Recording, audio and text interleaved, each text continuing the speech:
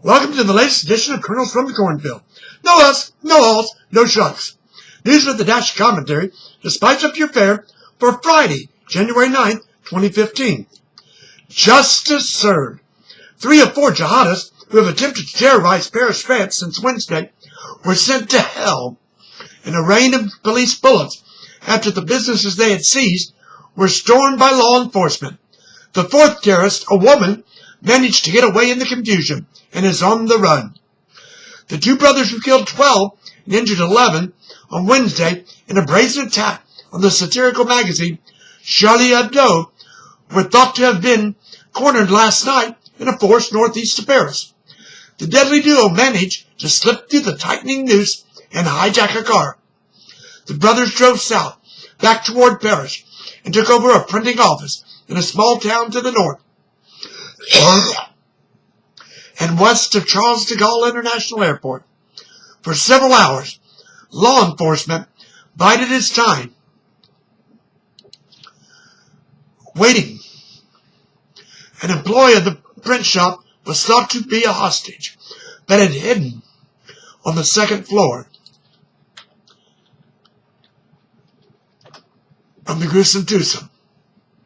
When the 2 ran out, guns blazing, as night began to fall, police let loose a barrage of stun grenades and bullets. Both brothers were killed. Meanwhile, the terrorist who had shot at 2 police officers, killing a female officer on Thursday, along with his girlfriend, took over a kosher grocery store just east of Paris. Several hostages were taken. 4 of the hostages were killed by the terrorists before police stormed the store, killing the male while the female slipped away in the confusion. It is not known if the gunman in the grocer was the 3rd gunman in Wednesday's deadly attack or if that gunman remains at large. After it was established that at least one of the terrorists had trained with Al-Qaeda in the Arabian Peninsula based in Yemen in 2011, both French and U.S. intelligence believe AQAP may have been responsible, or at least inspired, the assault on free speech and a free press. It is not yet known if France may seek retribution on AQAP with a military assault on the terror group. The U.S. has announced a global travel ban. Job market. 2.9 million jobs were created in 2014. That is the best job creation figures since 1999. It was revealed by the Department of Labor today. The unemployment rate dropped to 5.6% after unemployment applications dropped to 254,000. Those numbers, however, do not reflect the number of people who simply stop looking for work or who are underemployed. Keystone Pipeline route. Okay. The Nebraska Supreme Court gave the go-ahead for a route through the state for the Keystone Pipeline. The fate of the pipeline was thought to hinge not only on the U.S. State Department approval, but whether the court would greenlight the route through the state selected. A bill making its way through Congress would force President Barack Obama to get the go-ahead for the pipeline. The president has vowed to veto that legislation. The State Department has been sitting on a yay or nay for 6 years. Bipolar market. The stock market can't seem to make up its mind this first full week of trading for 2015. After rebounding from the worst start since 2008 on Wednesday and Thursday, the Dow closed the week down 170 points. NASDAQ closed down over 32 points. The S&P 500 saw negative 17.33 numbers.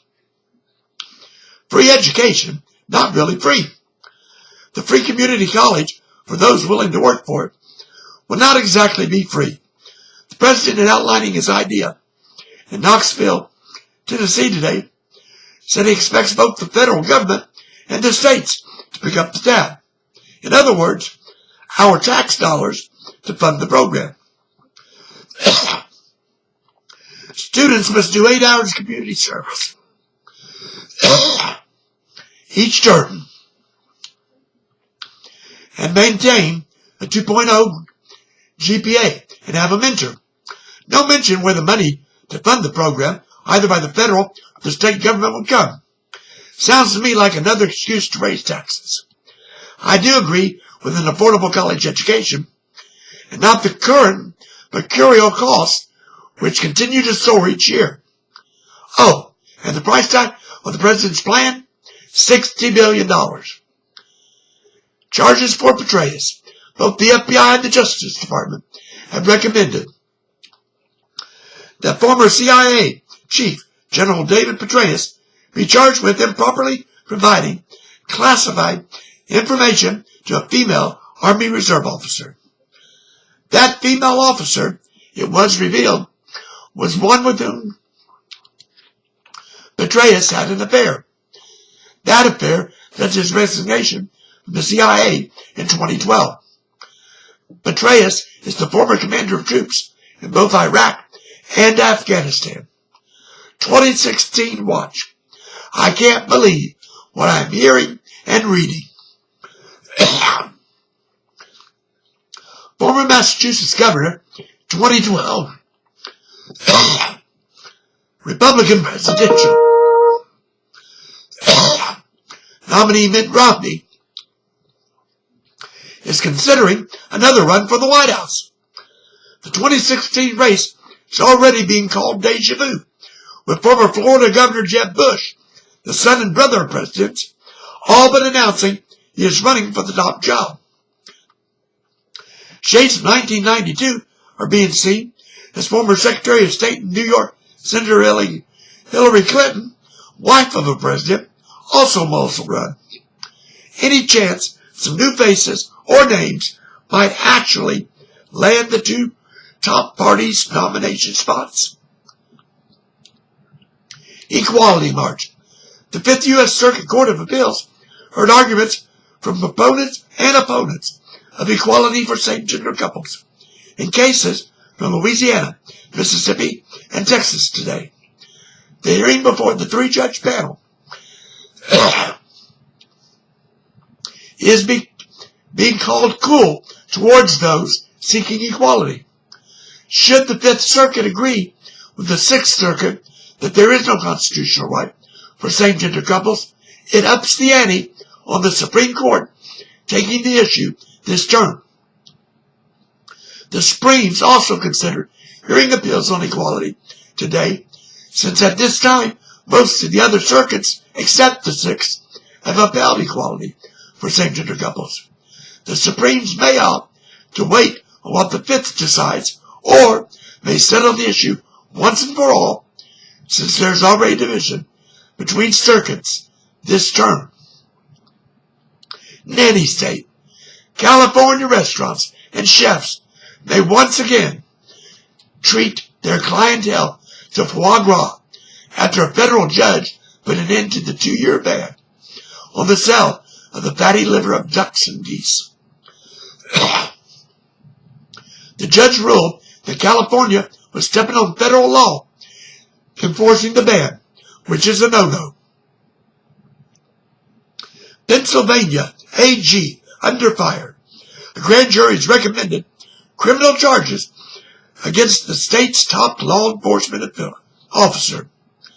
Attorney General Kathleen Kane, first Democrat ever elected to the office in Pennsylvania, is accused of leaking information to a newspaper in an attempt to embarrass political enemies. The leak of the grand jury recommendation may, in itself, also be a foul of the law. Kane contends her innocence. It is not yet known what the prosecutor in the case may do, accept the recommendation or toss it in the circular file. Well, that's what caught my attention for Friday, January 9, 2015. Tune in Monday for another episode of Kernels from the Cornfield. I'm Mark Ivy. Good evening.